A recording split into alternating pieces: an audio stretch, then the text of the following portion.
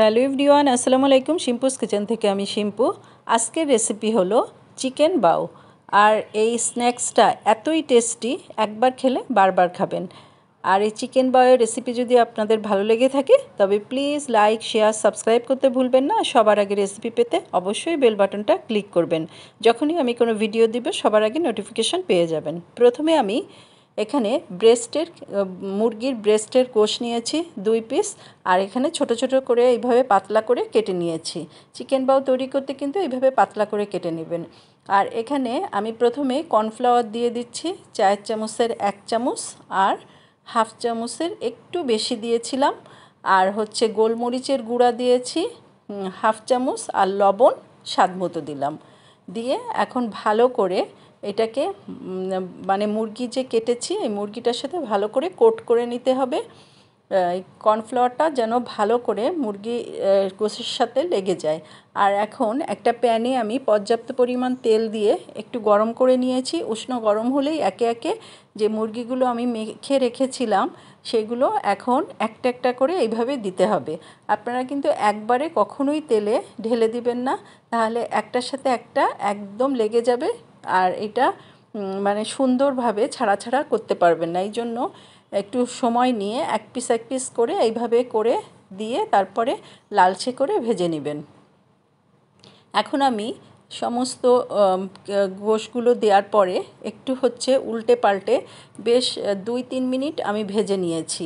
আর গোশগুলো কিন্তু একদম ভালো করে ভেতরে সিদ্ধ হয়ে গিয়েছে। আর এরকম লালচে হলে সব উঠিয়ে ফেলবো। এখন সব উঠিয়ে একটা টিস্যুর উপরে আমি রেখে দিচ্ছি। আর ঠিক এইভাবে লালচে হলেই কিন্তু সব উঠিয়ে ফেলবেন। এক ব্যাস ভেজে নিলাম, এবার আরও এক ব্যাস আমি এইভাবে করে মুরগিগুলো ভেজে নিব। এখন মুরগিগুলো ভাজা শেষ, আমি এবার একটা ডো তৈরি করে নিব চিকেন বাও তৈরি করার জন্য। এখানে আমি ময়দা নিয়েছি হলো মেজারমেন্ট কাপে 3 কাপ ময়দা নিয়েছি।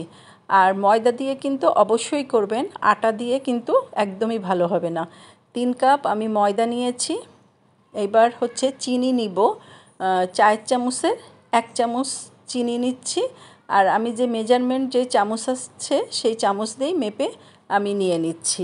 আর তেল, একদম সাদা তেল আমি প্রায় 3 চামচ, টেবিল চামচের 3 চামচের মতো সাদা তেল দিলাম। আর লবণ স্বাদ মতো দিয়ে এখন ভালো করে আমি সমস্ত উপকরণগুলো মিশিয়ে নিব। আর একদম হাত দিয়ে কিন্তু ঘষে ঘষে একদম সুন্দর করে মিশাতে হবে, তেলটা যেন ভালোভাবে মিশে যায়। আর আমি ইস্ট দিব 4 চামচের 1 চামচের মতো ইস্ট দিলাম। ইস্টটাকেও এখন ভালো করে মেখে নিতে হবে। আর উষ্ণ একদম গরম পানি দিয়ে এখন আমি মেখে এটাকে ডো তৈরি করে নিব। অবশ্যই কিন্তু উষ্ণ গরম পানি দিয়ে এটা মাখাবেন, নর্মাল পানি দিয়ে কখনোই মাখাতে যাবেন না।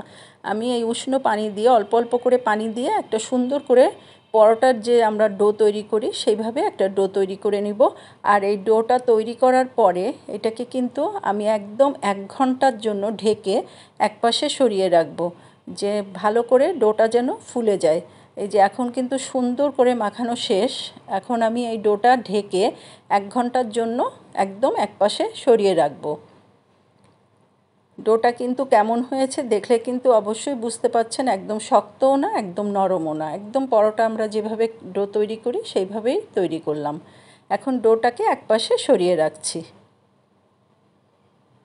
এবার ডোটা 1 ঘন্টার জন্য আমি রেস্টে রেখেছি। আর চিকেন যেই তেলে ভেজেছিলাম তেলটা কিন্তু আমি সম্পূর্ণ ঢেলে নিয়েছি। ওই পাত্রেতেই আমি অল্প করে তেল রেখেছি, প্রায় টেবিল চামচের 2 চামচের মতো তেল রেখেছিলাম।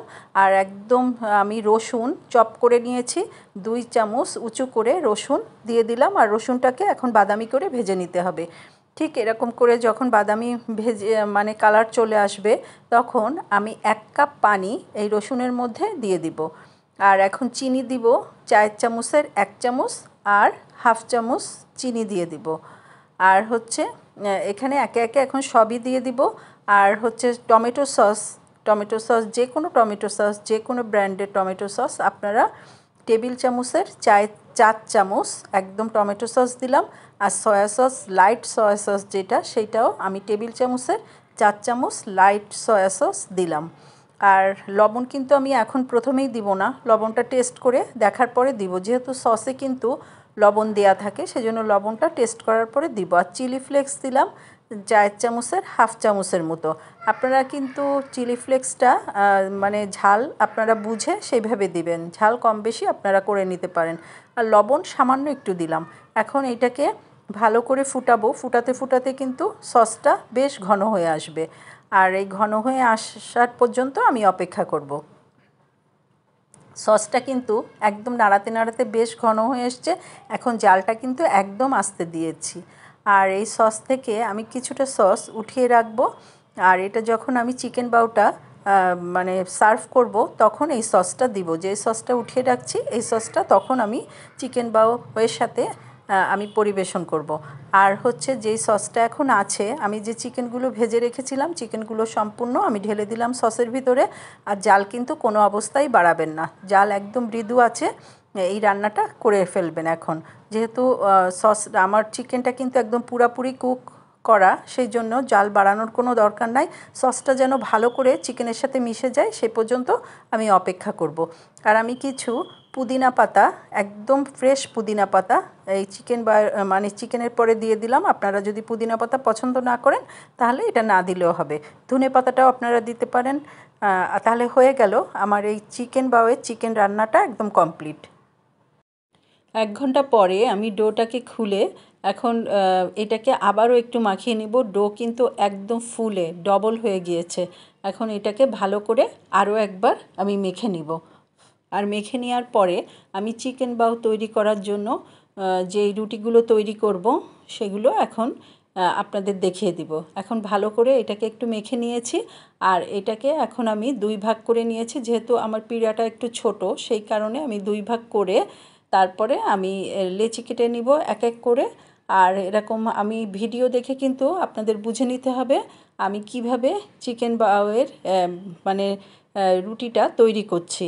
আর এরকম লম্বা করে এখন আমি অর্ধেক করে নিয়েছি, আর অর্ধেক করে এরকম লম্বা করে এখন ছুরি দিয়ে একে একে কেটে নিব। আর ছুরি দিয়ে কাটলে কিন্তু একদম পারফেক্ট কাটাটা হয়, যেহেতু এখানে ইস্ট দিয়া হাত দিয়ে ছিঁড়লে সমানভাবে ছেঁড়া হয় না। আর এইভাবে আমি ছুরি দিয়ে কেটে একে একে ডোগুলো নিয়ে নিব। আর ডোগুলো একদম সুন্দর করে হাত দিয়ে একদম আমরা একদম গোল করে এখন এক পাশে সব ডোগুলোকে রেখে দিব। আর এই চিকেন বাউ তৈরি করতে কিন্তু পারফেক্ট আসলে এটা তৈরি করার জন্য হচ্ছে স্টিম করতে হয়। আমি কিন্তু 2 রকম করেই দেখাবো, স্টিমও করে দেখাবো আবার বেক করেও দেখাবো। আমার বাসায় সবাই বেকটা পছন্দ করে সেই জন্য বেক করে দেখাচ্ছি, কিন্তু আসলে পারফেক্ট যদি চিকেন বাউ তৈরি করতে হয় তাহলে স্টিম করেই তৈরি করতে হবে। আর আজকের আপনাদের আমি 2 রকম করেই দেখাবো। চিকেন বাউয়ের এই ডোটা এখন আমি যে ছোট একটু লেচি নিয়েছিলাম সেই লেচিটাকে একদম চেপে চেপে একটু বড় করে নিয়ে এইভাবে একটু বেলে নিব। আর এই রুটিটা কিন্তু একটু মোটা থাকবে, একদম পাতলা করে কিন্তু বেলবেন না। আর এই রুটিটা বেলার পরে আমি এখানে একটু ব্রাশ দিয়ে তেল ব্রাশ করে নিব। আর তেল ব্রাশ করে নেওয়াতে এটা সুন্দরভাবে কিন্তু পারফেক্টভাবে এই চিকেন বাউয়ের রুটিটা হয়ে যাবে। আর এখন আমি এখানে একটা পেন দিয়েছি, পেন দিয়ে আস্তে করে এরকম বের করলে এরকম একে একে এই যে আমি চিকেন বাউয়ের রুটিটা করছি এইভাবে করে নিতে হবে। আর আপনাদের বাসায় পেন্সিল পেন যেটাই দেন না কেন এইভাবে একটু দিয়ে বের করে নেবেন, তাহলে ভাঁজটা খুব সুন্দর হবে। আমার ভিডিও দেখে বুঝতে পারছেন কিভাবে আমি করছি, একটা দেখিয়ে দিলাম, আরও একটা দেখিয়ে দিচ্ছি। ঠিক এইভাবে একে একে সব তৈরি করে নিচ্ছি। আর এগুলো সব তৈরি করার পরে আমি প্রথমেই বলেছি কিছুটা আমি বেক করে দেখাবো আর কিছুটা আমি স্টিম করে দেখাবো। এখন আমি একটা বেকিং ট্রেতে আমি কিন্তু বেকিং যেই পেপার সেই পেপার বিছিয়ে নিয়েছি। আপনারা অবশ্যই বেকিং পেপারটা বিছিয়ে নেবেন। আর বেকিং পেপার যদি না থাকে লেখালেখির যে কাগজ সেই কাগজটাও আপনারা নিয়ে নিতে পারেন। তাহলে এখন আমি একে একে সব কিন্তু বানিয়ে ফেললাম, কিছু স্টিম করব আর কিছু বেক করব, এই জন্য একে একে সমস্ত বানানো হয়ে গিয়েছে। এখন আমি ওভেনে দিয়ে দিব 15 মিনিটের জন্য। ওভেনে আমি এখন ওভেন প্রিহিট করে নিয়েছি। আর 150 ডিগ্রি ফারেনহাইটে আমি কিন্তু উপর নিচ দুইটাই আমি দিয়েছি। উপর নিচ মানে ইসে কিন্তু বেক করতে হবে। আর এখন আমি দিয়ে দেবো মাত্র 15 মিনিটের জন্য। 15 মিনিট দিলেই কিন্তু সুন্দরভাবে আমার এই বাউগুলো তৈরি হয়ে যাবে। এখন আমি ওভেনে দিয়ে ওভেনটা আটকে 15 মিনিটের জন্য অপেক্ষা করব। আর এদিকে কিন্তু আমি যে রাইস কুকার আছে, রাইস কুকারে পানি গরম দিয়েছি। পানি গরম দিয়ে যেই রাইস কুকারের ভিতরে একটা স্ট্রেনার দিয়ে ছোট ছোট ছিদ্র, সেটা দিয়েছি। দিয়ে এখন চিকেন বাউ যেগুলো তৈরি মানে বাউগুলো তৈরি করার জন্য আমি যে স্টিম করব, সেই স্টিমের জন্য আমি একে একে দিয়ে দিচ্ছি। আর এই স্টিমটা কিন্তু একদম পারফেক্ট বাউ তৈরি করার জন্য এইভাবে স্টিম করেই নিতে হবে। এখন আমি সবগুলো দিয়ে ঢাকনি দিয়ে, যে ঢাকনির যে ছিদ্রটা, টিস্যু দিয়ে এটা বন্ধ করে দিব। এটাকেও আমি 10 থেকে 15 মিনিট স্টিম করে নিব। তাহলে আমি যে ওভেনে দিয়েছিলাম, ওভেনেরগুলো কিন্তু একদম সুন্দরভাবে ফুলে গিয়েছে, একদম পারফেক্টভাবে হয়েছে। ওভেন থেকে আমি বের করে নিয়েছি। এটা কিন্তু লালচে করতে যাবেন না, এরকম একটু সাদা সাদা ভাব থাকলেই তুলে নেবেন। আর যেটা হচ্ছে আমি স্টিম করতে দিয়েছিলাম, সেটাও কিন্তু একদম সুন্দরভাবে হয়ে গিয়েছে। আর এত সফট আর নরম হয়েছে যে ধরলেই বোঝা যাচ্ছে কত সুন্দর হয়েছে। এখন আমি সার্ভ করব কিভাবে সেটা আপনাদের দেখিয়ে দিচ্ছি। এখন সমস্ত রুটিগুলো আমার কমপ্লিট। এখন একটা সার্ভিং ডিশ নিয়েছি। এখন আমি চিকেন বাউ তৈরি করার জন্য যে বাউগুলো তৈরি করেছিলাম, এখন ঠিক এই যে এরকম হয়েছে স্টিম করার পরে। এখন যে চিকেনটা আমি রেডি করেছিলাম, এখন চিকেনটা এর ভিতরে আমি কিভাবে দিয়ে কিভাবে সার্ভ করছি, এটা আপনারা ভিডিও দেখলেই বুঝতে পারবেন। আর আমার এই ভিডিও আপনারা যে যেখান থেকে দেখছেন সবাইকে অজস্র অজস্র ধন্যবাদ। আর আমার যদি এই রেসিপি আপনাদের ভালো লেগে থাকে তবে প্লিজ লাইক, শেয়ার, সাবস্ক্রাইব করতে ভুলবেন না। আর সবার আগে রেসিপি পেতে অবশ্যই কিন্তু বেল বাটনটা ক্লিক করবেন। যখনই আমি কোনো ভিডিও আপলোড দেব সবার আগে কিন্তু নোটিফিকেশন তাহলে পেয়ে যাবেন। তাহলে এই যে আমি রুটিটার ভিতরে যে চিকেনটা তৈরি করেছিলাম, এখন চিকেনটা দিয়ে দিলাম, আর একটু পেঁয়াজ দিলাম, আর একটা পুদিনা পাতা দিয়ে জাস্ট ডেকোরেশনের জন্য এই পুদিনা পাতাটা দিলাম। আর এইভাবে আপনারা প্রতিটা চিকেন বাউ কিন্তু তৈরি করে নেবেন। আর খেতে অসাধারণ হয়। মানে এখনই দেখে আমার কিন্তু খেয়েছি, তারপরেও ভিডিওটা দেখে এত লোভনীয় লাগছে যে মনে হচ্ছে এখনই আবার আমি করে খেয়ে ফেলি। কারণ আমার এই ভিডিওটা আপনারা যে যেখান থেকে দেখছেন, প্লিজ আপনাদের কাছে আমার অনুরোধ, আপনারা করে একবার খাবেন, তাহলে মনে হয় যে বারবার খাবেন। বাসায় ছোট বড় বয়স্ক সবারই ভালো লাগবে, এটা আমি গ্যারান্টি দিয়ে বলতে পারি। আর প্লিজ আমাকে যারা সাবস্ক্রাইব করেছেন তাদেরকে তো অজস্র অজস্র ধন্যবাদ। আর যারা এখনও সাবস্ক্রাইব করেননি, প্লিজ প্লিজ প্লিজ একটু সাবস্ক্রাইব করে আমার পাশে থাকবেন। আল্লাহ হাফেজ।